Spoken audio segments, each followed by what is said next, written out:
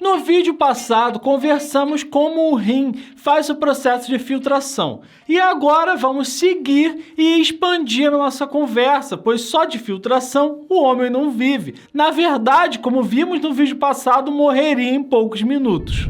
Caso você ainda não me conheça, eu sou o Bruno Tizério, sou enfermeiro especialista em educação e esse aqui é um canal focado em ciências da saúde. Então, se você se interessa por esse tema, considere se inscrever para sempre ficar por dentro e ir se atualizando aqui comigo. Os néfrons, como vimos no vídeo de anatomia microscópica renal, são divididos em duas partes. Uma que é o glomérulo, um conjunto de capilares envolvidos por um epitélio especial chamado de cápsula de Bowman.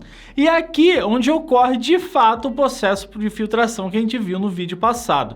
E a segunda parte é a rede tubular dos néfrons, que é formada pelo túbulo proximal, a alça de Henle, o túbulo distal e muitos túbulos distais de muitos diferentes néfrons, vão desembocar em um ducto coletor. E são esses tubos que vão ser o assunto aqui do vídeo de hoje. O volume sanguíneo ele chega aqui no glomérulo em grande quantidade, como a gente viu no vídeo de introdução. Seria impossível para o rim filtrar esse volume todo, por isso somente 20% atravessa a barreira da cápsula de Bowman e chega à rede tubular do néfron. O resto vai deixar o glomérulo pela arteríola eferente e formar uma rede de capilares em volta do túbulo, chamada de circulação capilar peritubular. E não se esquece dela não, que ela vai ser bem importante daqui para frente. E essa circulação vai seguir até se juntar às veias e cair na veia cava inferior. Mas acontece que mesmo somente esses 20% de sangue atravessando a cápsula de Bowman e virando filtrado, ainda assim é um volume muito grande. Por isso a gente precisa reabsorver grande parte desse volume para que esse líquido volte à corrente sanguínea e deixe de ser excretado pela urina, A gente só vai excretar na urina somente o que realmente precisa ser excretado. Então, na reabsorção, uma substância vai se mover de dentro do túbulo para de volta à corrente sanguínea, presente naquela circulação peritubular que eu falei. Então, por isso que ela é muito importante, porque ela vai estar ali em volta dos túbulos, trocando coisas entre o tubo, Em sua maior parte vão ser eletrólitos, como o sódio, o cloro, e isso acontece através de transporte ativo, ou seja, com um gasto de energia. Ele vai fazer com que o sódio e o cloro saia do tubo através desse gasto de energia, e retornem ao vaso sanguíneo. E isso acontece em grande quantidade, muito sódio saindo. Aqui no túbulo proximal, quase 80% do sódio vai sair para a corrente sanguínea. E esse balanço todo, esse movimento todo, acaba levando água junto. Como você viu no vídeo de transporte de membrana, se não viu, Se você não conhece esse tipo de movimento, passa lá porque você vai entender direitinho. O sódio tende a proporcionar esse movimento de água devido à produção osmótica, que vai ocorrer a favor do vaso sanguíneo. Então esse movimento de água vai ocorrer de forma passiva. E essa grande quantidade de água saindo do túbulo, e indo de volta para a circulação sanguínea, acaba aumentando muito a concentração das outras substâncias dentro do tubo, Se está saindo água, ficando menos água, e a quantidade de soluto vai ser a mesma, esse líquido vai ficar muito mais concentrado. E esse aumento de concentração é suficiente para fazer com que essas substâncias saiam do túbulo para de volta da circulação sanguínea. Então, praticamente todas as substâncias que são excretadas na urina estão em bem menor quantidade do que o filtrado, que é essa primeira coisa assim que ele passa pela cápsula de Bowman. E isso é bem lógico de pensar. Que da mesma forma que se a gente perdesse toda a água que é filtrada, nesse primeiro momento, se a gente fosse morrer, se a gente perdesse todo o eletrólito também que é filtrado, a gente também morreria por falta do eletrólito. Por isso que esse eletrólito precisa voltar para a circulação sanguínea e só uma pequena parte vai ser excretada. A maior parte do processo de reabsorção já acontece no túbulo proximal. Dos 180 litros de filtrado que a gente forma durante o dia, 158 são reabsorvidos logo no túbulo proximal, que é a primeira parte, aonde vai ocorrer também a maior parte da reabsorção de sódio, né? Tá tudo interligado.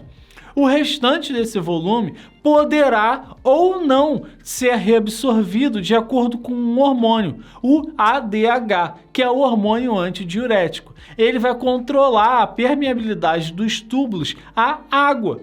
Na ausência do hormônio, uma pessoa pode chegar a urinar 20 litros de água por dia. E essa é uma das formas que o rim consegue controlar o balanço hídrico, né? Quando ele precisa reter líquido, vai lhe controlar a permeabilidade para que esse líquido seja em maior quantidade reabsorvido, e quando não precisa, ele vai excretar até 20 litros de água, que é coisa pra caramba, né? Ah, mas é só através do ADH que ocorre essa regulação? Não, claro que não. Isso acontece também com outros hormônios, mas que não tem como, não tenho tempo hábil de falar aqui só nesse vídeo. Se eu acrescentar hormônio aqui nesse vídeo, vai acabar ficando muito grande. Então eu vou fazer um vídeo separado só falando dos hormônios reguladores do rim. Então, se você tiver interesse nisso, não se esquece de se inscrever aqui no canal para você ver assim que eu postar. Então, a urina é formada por um complexo processo de 3 etapas. Ué, 3? Sim, o de filtração, o de reabsorção tubular, que é esse processo de fazer a concentração da urina, e o de secreção tubular, que eu não falei até agora. Acontece que o filtro da cápsula de Bowman é tão bom que ele não deixa passar algumas substâncias que na verdade deveriam ir embora, como por exemplo, amônia, diversos ácidos e bases orgânicas. Mas só isso? Não, nessa parte da secreção tubular é onde também ocorre a grande parte do controle eletrolítico. Por exemplo, no túbulo distal se reabsorve cálcio, sódio e cloro, mas o potássio ele pode ser reabsorvido ou secretado, que é esse terceiro processo. Assim como o hidrogênio, por exemplo. E isso tudo vai ser estimulado também por um hormônio, mas dessa vez o hormônio aldosterona. Então, caso não tenha ficado claro, o processo de reabsorção vai ser alguma substância que vai sair do tubo e voltar para a corrente sanguínea. E a secreção vai ser exatamente ao contrário. Ele vai sair da corrente sanguínea e entrar no túbulo. Esse que é o processo de secreção. E esse filtrado, que sair do túbulo distal, a última porção aqui do néfron, vai chegar ao ducto coletor, que também consegue reabsorver sódio, cloro, tudo a depender do ADH, que vai também modificar a permeabilidade ou não à água, podendo assim, então, diluir ou concentrar a urina, assim como no ducto distal. Também dependendo da aldosterona, o ducto coletor também consegue reabsorver ou secretar potássio. Então aqui é meio que uma regulação final, onde o corpo consegue fazer esse balanço todo e formar a urina como precisa ser formada. E depois do ducto coletor, chegamos às estruturas macroscópicas, que já conversamos no vídeo de anatomia. Até por fim, a urina vai ser secretada para o mundo externo.